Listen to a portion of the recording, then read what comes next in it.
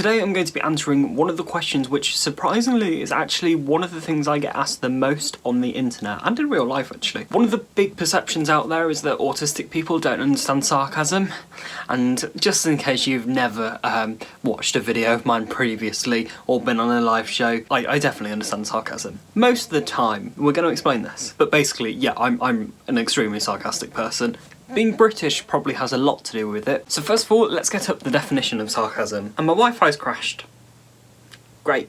Can't even use my phone because I'm filming on my phone. I guess we wait. I hope you're all doing well.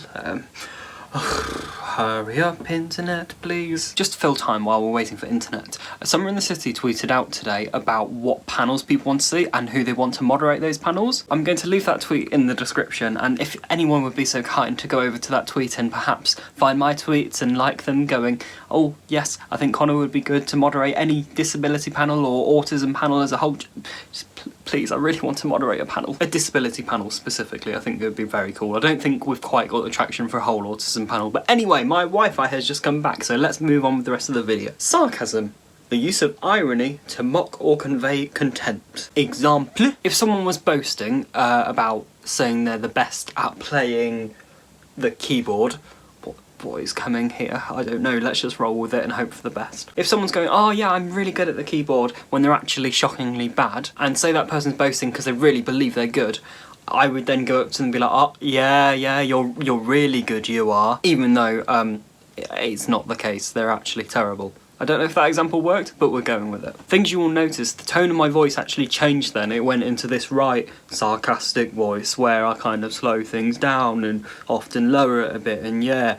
Most people do that when they're using sarcasm. Sarcasm is something that often involves a lot of intelligence. It doesn't need to involve intelligence. It's generally quite an intelligent form of humour because you have to be on it, and yeah. Actually understanding people's sarcasm can be tricky because of course recognising tones of voice can be slightly difficult for those on the autistic spectrum. Same with the whole facial expression thing and just, yeah, messy. So let's just throw it out there.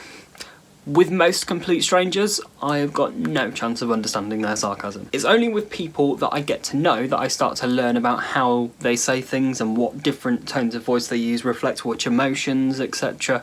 It's really weird when you say this stuff out loud. But naturally, like with comedians, I can then learn theirs over time. When I was very young, like 5 or 6 or 7 or something like that, my dad introduced me to Little Britain. Far too young to be watching Little Britain at that age, but most of the things went over my head. I was just like, oh yeah, men in dresses, that's funny, haha. I love Little Britain. Yeah, but no, but yeah, but no, but... No, Anne is my favourite. Anne is my favourite. Obviously, the more I watch of someone, it's the same kind of thing with YouTube. The more I watch of someone, the more I understand how their voice works and how their humour works. Therefore, I can get to know strangers' senses of humour and understand when they're being sarcastic. But for me to understand this, it involves me being in a special mode of communication. I call it like my kind of engaged communication, where I'm actually trying to figure out what people are on about, because otherwise I just kind of get this blur of stuff at me, where I don't really understand the emotions behind it. This is why I communicate so well. It's whole kind of the behind the scenes of that. It's just because I put so much effort into trying to dissect what people are actually saying and the emotions behind it. It's a lot of hard work for me.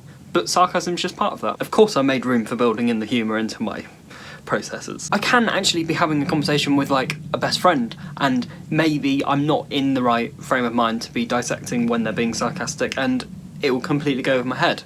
And I'll take it literally and I'll be like, what? But the majority of the time, humour's actually something that's quite on my radar. I think it's just because I find a lot of things funny. It's really interesting because it is one of those things that kind of fights against the autistic instincts, but as with anything, well, personally for me, you can build upon stuff and work out your own coping mechanisms. Just so happens that I have quite a big coping mechanism for humour. Of course, absorbing in all this information about how people use sarcasm means I have quite a bank in my head, which I think is how I am sarcastic. I think I kind of just have a look at all the previous examples in my head because I remember them all. It's quite, you know, I've explained my brain before. I remember like everything. It's kind of annoying. Yes, but you said that on the 23rd of June 2006. Don't ever have an argument with me. It's not worth it. I will win. But yes, I speak to you. What are you like with sarcasm? Do you understand it? Do you use it? Does it fly over your head? There's nothing wrong with if you just can't understand sarcasm. Some people, it's just not something that's on their radar. They may be looking out for different things in the world. That's the beauty of autism. Everyone has their own little different way about it. I love it. So let me know in the comments down below all your opinions on this. Yeah, because you're all the best audience ever. Yeah. See, that was me pretending to be sarcastic because yeah, that was just confusing. Let's just move on. You really are a good audience though, right? Yeah, you're a bunch of good eggs, you are. Thank you very much for watching. Bye.